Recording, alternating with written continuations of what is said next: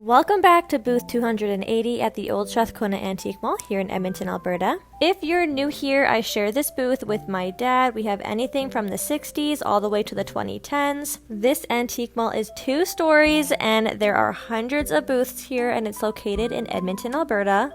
It is open Tuesday to Sunday and it is closed on Mondays. The first thing I do when I come to the mall is make sure there's no items that don't belong, like that Care Bear did not belong, and it took me a hot minute to realize that.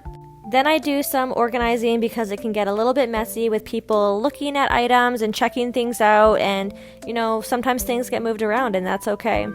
I have a few things to add today. First, I actually got another Insync doll. So I already have Chris Kirkpatrick in the booth and he's been here for a while, but over the weekend I found JC. So I'm just making room on this shelf so they can be put side by side.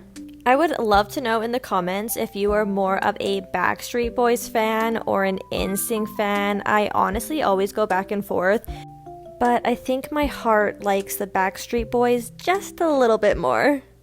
But to be honest, it wasn't really my era growing up. I was very young when they were popular. I do remember having a cassette tape in my little karaoke headset. This is so hard to explain, but I literally had this headset microphone, like a pop star microphone, with a cassette tape to do karaoke, and there was an NSYNC song and a Backstreet Boys song and probably a Britney Spears song on one of the cassette tapes. And I was probably 6 years old, so I did know of them, but definitely was a little bit too young to fully understand who they were.